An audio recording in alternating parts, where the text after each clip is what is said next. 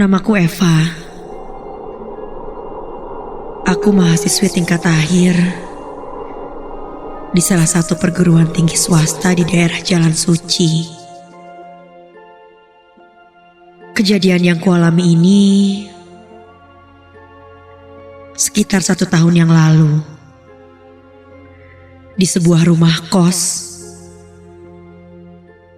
Hari itu tanggal 28 Februari 2016. Yang mana besoknya adalah tanggal 29 Februari, yaitu hari Kabisat. Katanya pada hari Kabisat sering banyak kejadian aneh. Mau itu menyenangkan atau sebaliknya. Dan aku mengalaminya sendiri.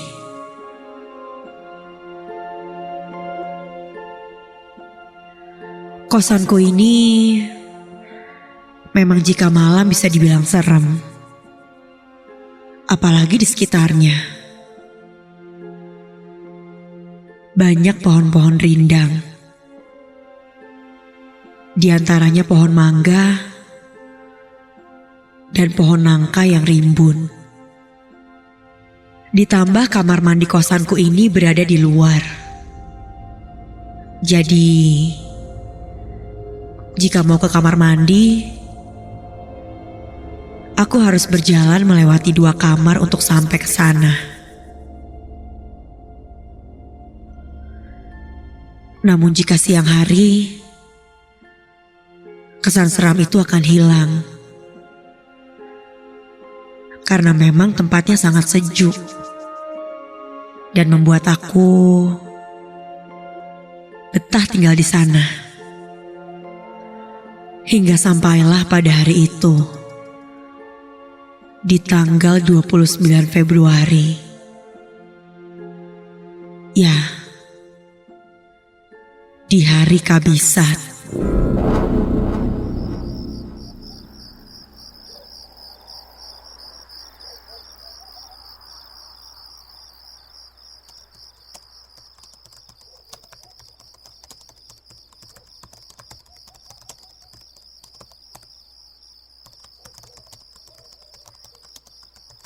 Malam itu, temanku menginap di kamar kosku untuk mengerjakan tugas bersama.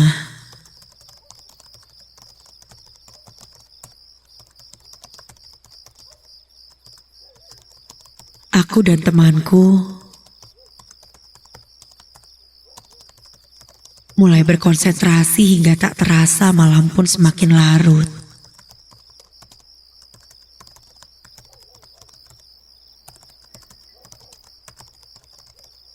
Kulihat jam sudah menunjukkan pukul 1 lebih. Hingga temanku tiba-tiba berkata padaku, meminta untuk diantar ke kamar mandi. Karena melihat suasana di luar, dia jadi takut katanya.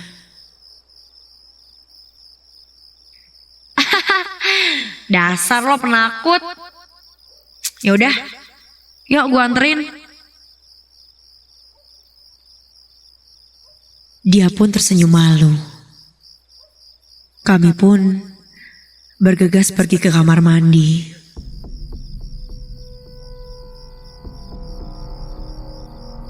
Saat berjalan menuju ke kamar mandi,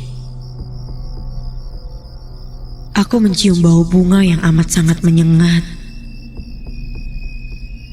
Ini seperti bau bunga-bungaan, tapi bukan bau melati. Bau itu tercium pekat dari arah samping kiri kamarku.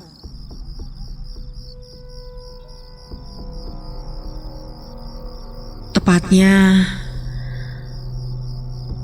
di bawah tangga menuju ke tempat menjemur pakaian.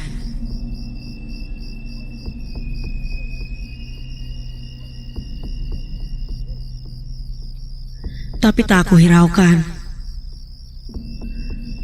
Aku hanya berpikir itu mungkin bau dari parfum kamar depan.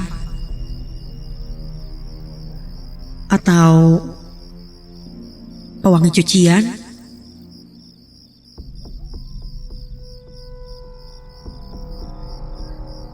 Sampai di kamar mandi, temanku pun masuk ke dalam dan aku menunggunya di luar.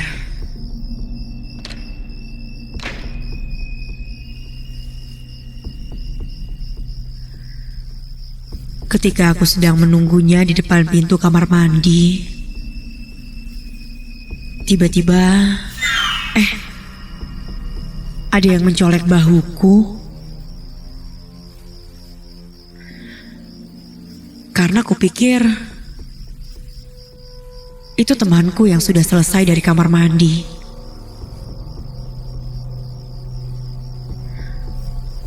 Aku pun berbalik dan menengoknya. Dan loh, pintunya masih tertutup rapat.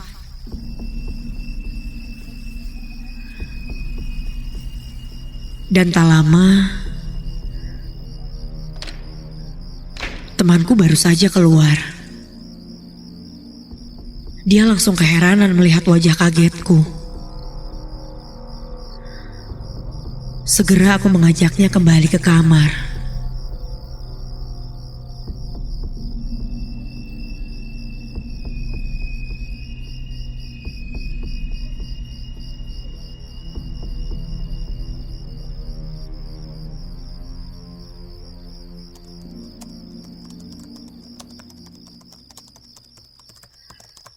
Kami pun lanjut mengerjakan tugas. Hingga waktu pun semakin berlalu. Dan ketika kulihat, jam sudah menunjukkan pukul 3 pagi.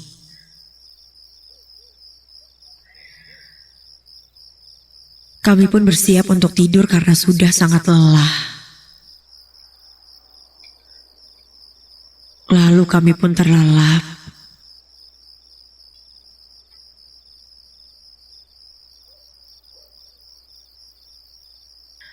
Hingga entah berapa lama aku tertidur. Aku tiba-tiba saja terbangun.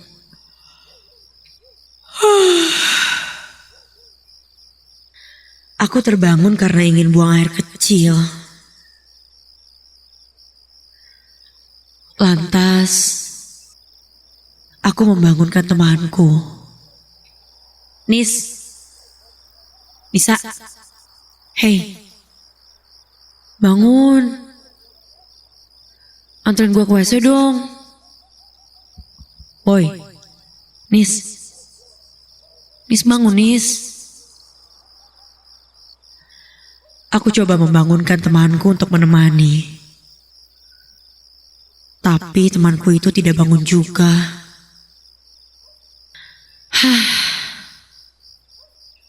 Akhirnya terpaksa aku pergi ke toilet sendirian. Ketika aku buka pintu kamar,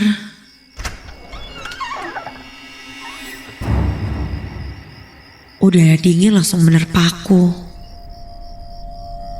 Dan tiba-tiba, astaga, aku dikagetkan oleh suara anjing tetangga depanku yang menggonggong mengagetkanku. Aku sempat melihat ke sekitar.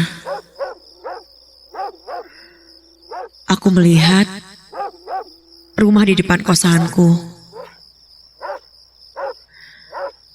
Tidak ada siapa-siapa lagi. Hanya ada aku.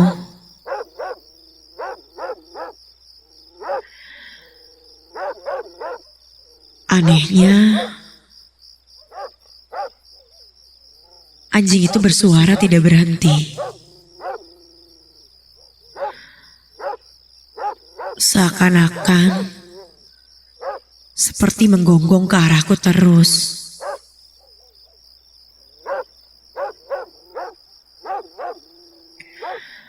Aku pun lanjut berjalan ke kamar mandi. Tiba-tiba, anjing itu berhenti menggonggong.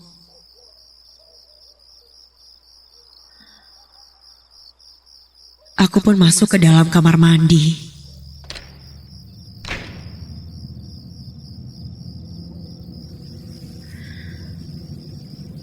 Tak lama aku di dalam kamar mandi.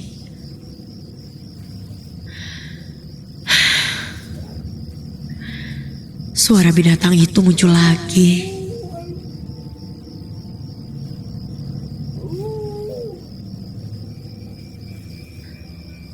Sesekali, ku dengar dia seperti melolong.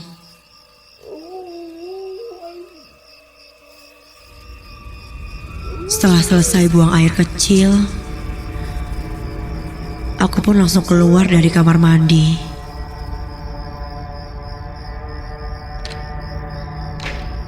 Ketika aku buka pintu kamar mandi,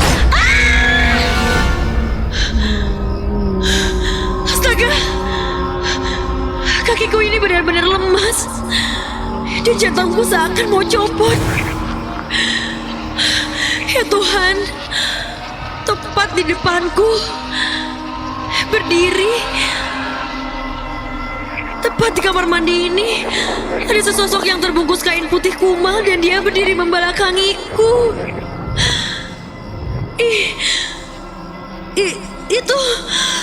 Itu pocong. Bulu kudiku langsung berdiri. Aku ingin bergegas keluar, namun sosok pocong menghalangiku keluar dari kamar mandi itu. Untuk kembali tidur, rasanya aku susah sekali untuk melangkah. Aku langsung menutup wajahku dengan tangan, berharap sosok itu sudah menghilang.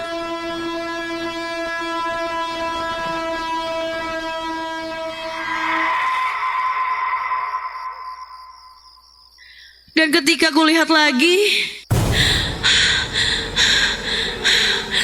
sosok pocong itu kini tepat di depan wajahku. Wajahnya busuk, dengan matanya yang terbelalak dia mengerap sangat menakutkan. Lantas, kakiku yang lemas membuatku terjatuh. Dan ketika ku lihat lagi, sosok pocong itu sudah tidak ada.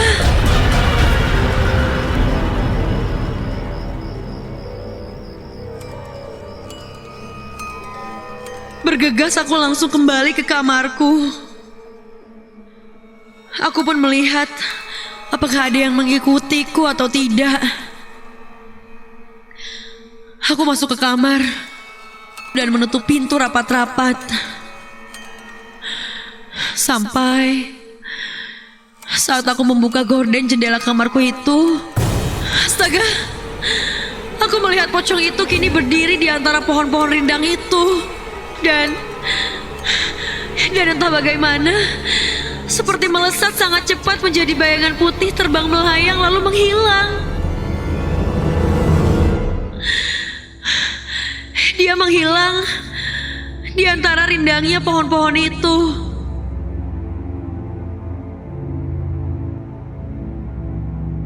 Aku langsung menutup gorden dan menenangkan diri lalu aku kembali tidur. Besoknya, aku cerita pada temanku itu. Tapi katanya, dia sama sekali tidak mendengar aku menutup pintu dengan kencang. Dan menurut temanku itu, daerah itu memang angker. Dulu ada tukang sate yang meninggalkan gerobaknya karena didatangi pocong. Dan masih banyak cerita lainnya.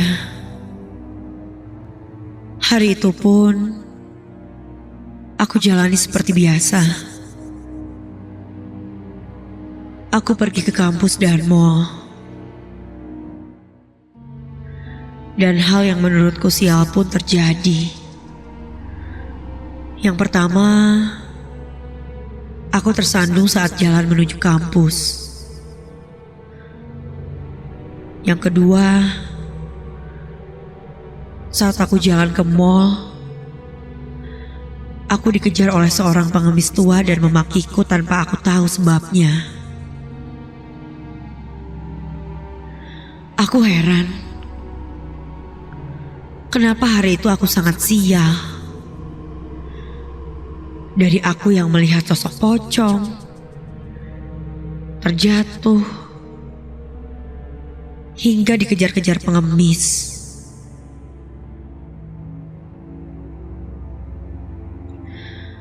Dan temanku mengingatkan aku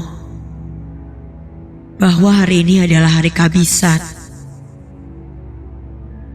Dan entah itu suatu kebetulan atau apa, saat aku membuka Facebook, salah satu temanku menandaiku dalam sebuah tulisan tentang hari sial di hari kabisat, yang isinya menceritakan tentang jika seseorang didatangi hantu di hari kabisat,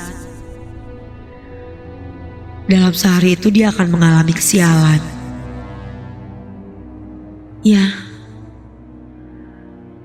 sama seperti kejadian yang kualami di hari ini. Aku sial dari mulai dini hari sampai sore. Dan hari itu, aku memutuskan untuk menginap di rumah teman untuk menenangkan diri. Dan juga sejak hari itu, aku tidak pernah berani untuk keluar toilet, terutama pada jam-jam tertentu.